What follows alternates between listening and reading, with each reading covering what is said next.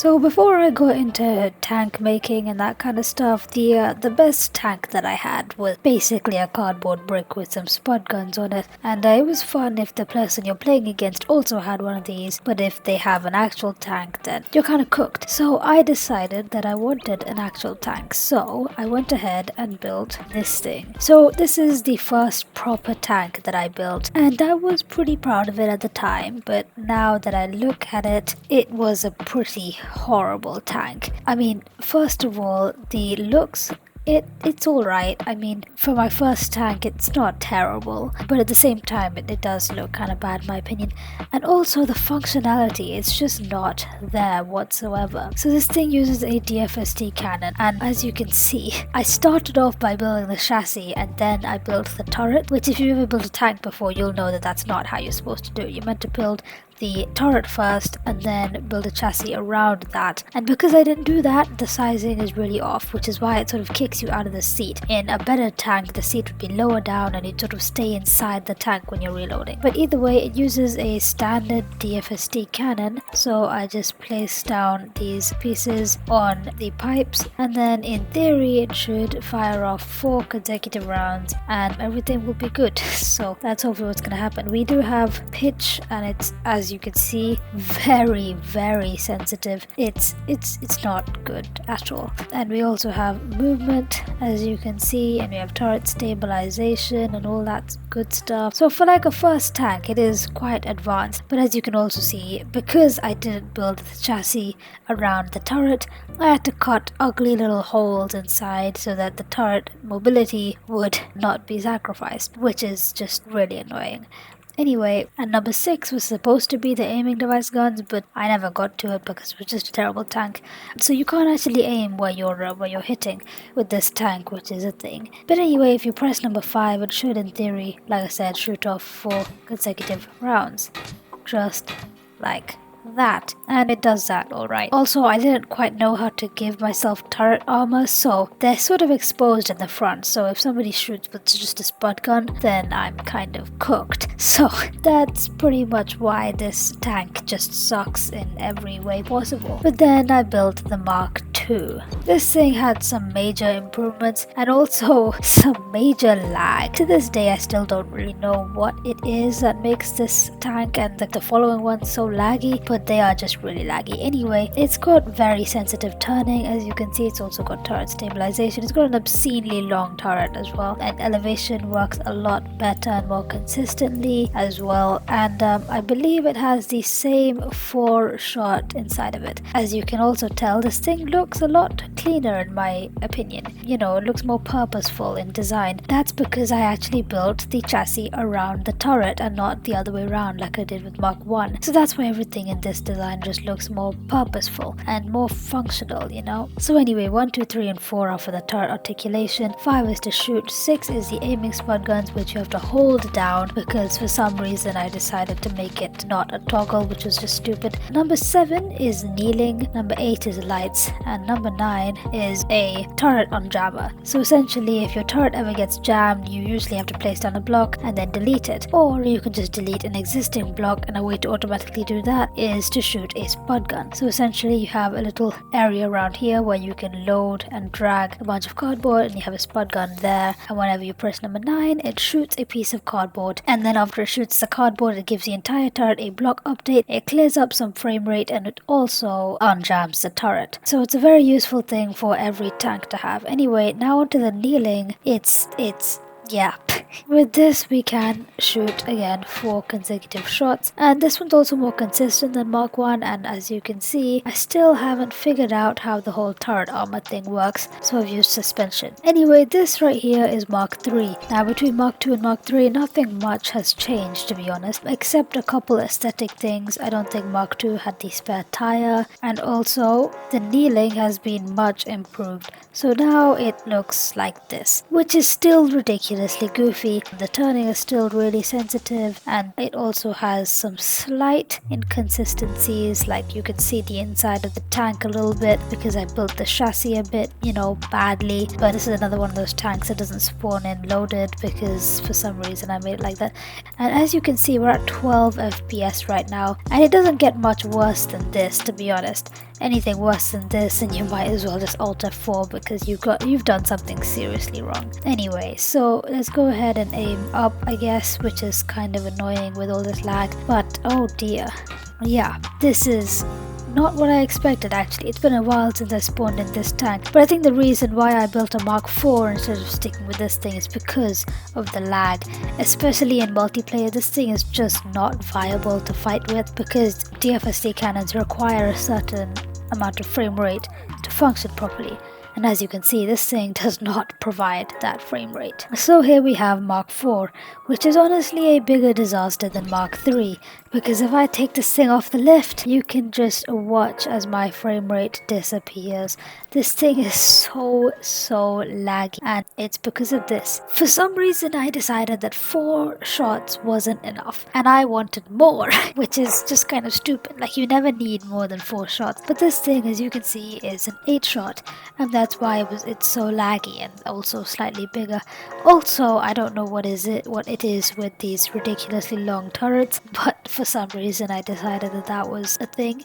This still is, you have to hold down the aiming button. I don't know why I did it like that, but I did. Anyway, so if you hold down the aiming button, we press number 5 and it shoots through on 2, 3, and there's 4, and then it moves everything upwards, which is again a really stupid way of doing it. Like, there are much better 8 shots out there. But anyway, you just shoot the other 4 and then it goes back down again, and then you can reload everything. And as you can see, we also have a little thing here, which is a 20mm cannon, as some would like to refer to it as, or also like a pipe cannon, something like that. It just shoots these little pipe pieces that you can't actually see, and the reason why it's there is like as a last ditch effort essentially. On the off chance that it flies into the enemy's breach, it may blow up the canisters that are already inside there, but it's a very low chance. And also, these aren't DF cannons, so you can't shoot downwards. They're just not really useful, and I never used them, and I probably never will. So Mark IV was a complete mess. And then we come to Mark V, which doesn't make things any better, to be perfectly honest. It's mostly the same. I just tried to, make it less laggy. As you can see, I cut holes around the entire turret mechanism to stop them from rubbing with each other, and I made some other modifications, but apart from that, it's all really the same. And also, as you can see, got the same slightly goofy kneeling. I promise it gets better, okay? But again, the same thing really. And this thing also has a laser. It's the same laser as the one on Mark IV, but it's I don't know, again, it's pretty useless. But anyway, again, an 8 shot. So yeah, that's Mark V, not much to say here. Now this is Mark VI.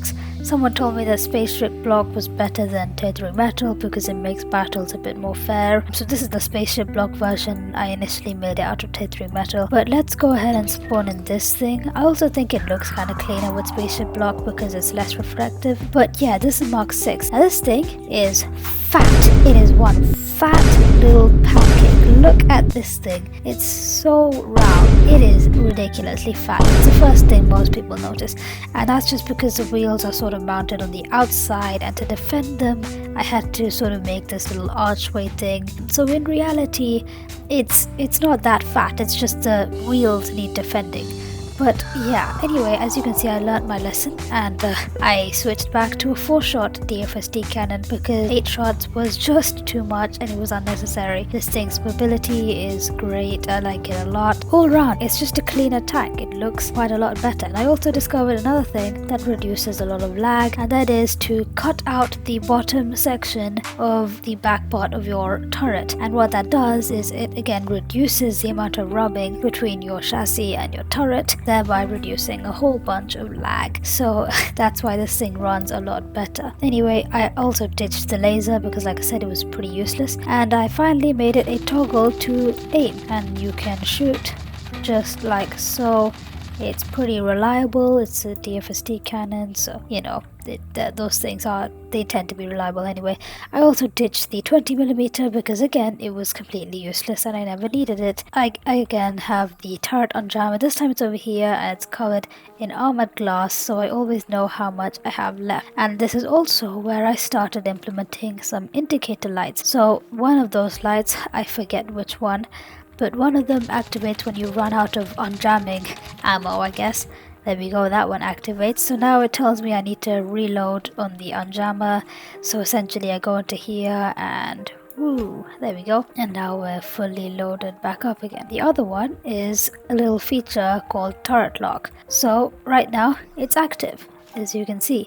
So now the turret is no longer stabilized in the yaw axis, so it sort of follows the creation. Now there are probably better ways to do this than what I've done, I'm sure of that. I'm sure there's some sort of glitchy mechanic that you can use to lock a bearing in vanilla, but I've done it the more logical way, or the way most people would initially think of doing it. Essentially, number 8 just activates a little piston over here that pushes a block for the sensor, which activates the logic gate up top, but also it just jams the turret into the chassis and it stops it from being able to move. So essentially that's how the turret lock works, and it also adds a bit of lag, but it's not too bad. And it's also kind of hard to turn because you're constantly being fought by the auto stabilization on the turret itself, so it's a bit inconvenient. I don't think I would use it that much. I might, I don't know, but yeah, this one has turret lock. And here we have Mark 7. Here's where they start getting really good. So this one, as you can see, it's a lot less fat. It's less of a pancake,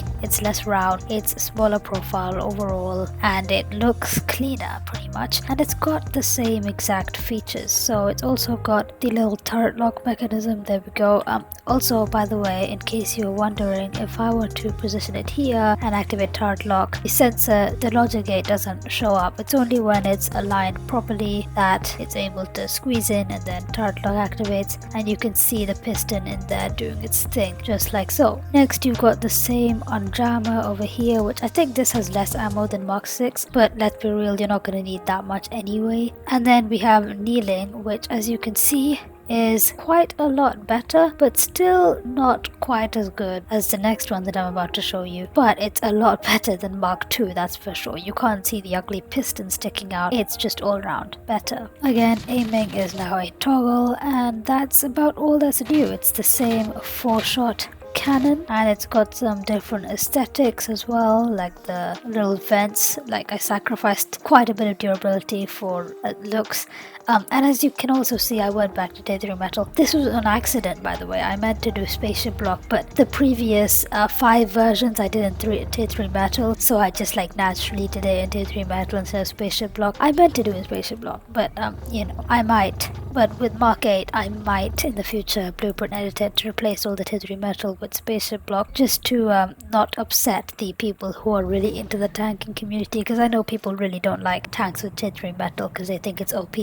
Anyway, that's all there is about Mark 7. And now finally, Mark 8. So this right here is a Mark 8 5-shot variant, and as you can see, it has a couple more wheels. It's all around a larger tank, and that can be a good thing. It also could be a bad thing, I don't know. But as you can see, it's got some low friction blocks there, so again to reduce on lag, and it's also got an all new type of turret. So this right here is a 5-shot bearing cannon. I was gonna make it a 6-shot, but something about Scrap Mechanic just decided that it wasn't gonna work, so I guess it's a 5-shot instead, which is still perfectly fine. I also kind of want to update this little area around here where you sort of stand up, because it looks a bit jagged, a little bit unrefined, you know, but again, that's perfectly fine. And we've got the same sort of aesthetics. Again, aiming is a toggle, and now we have Kneeling that looks a lot better. The reason why this one's different is because the front wheel gets retracted and the back wheel gets extended, and so does this wheel over here, and then this wheel is the only one that's sort of floating, and it looks a lot better than Mark II, a lot more purposeful, and it's all around a better kneeling system. Also, you might be wondering why these shells are at an angle compared to where we're shooting. That's because the nature of bearing cannons, they just tend to shoot slightly higher than where they're positioned, so if I just compensate that with a bearing, then we'll be all good. So yeah, that's Mark 8. So now let's go ahead and shoot a tank. So here we have this abomination, and I'm gonna go ahead and shoot it down, or at least try to. It shouldn't be too hard, these things are quite accurate. So let's go ahead and activate the kneeling so that we can aim down a little bit further, and then we'll go ahead and activate the aiming device. And yeah, it gets caught a little bit on the yaw axis. I probably need to fix that soon, but we'll aim around about there, and then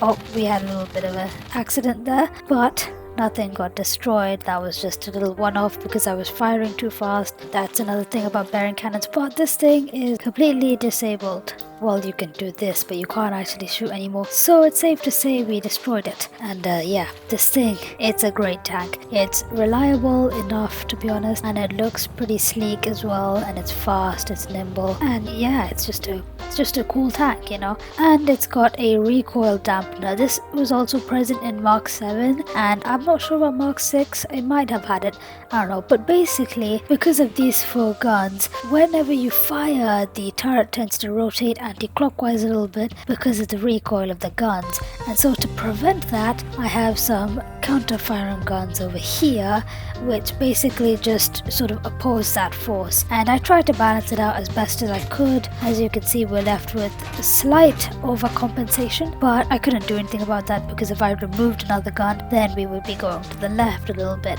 So I just left it there. It's a lot better than if it wasn't there at all. Then we would just be going all over the place. So it is quite a bit more controlled now, but that is one slight annoyance with this tank, and just the all-round slight refinements that are probably going to be present in Mark 9 when I make it. But as of right now, this is the best tank that I've created, the Shockwave Mark 8.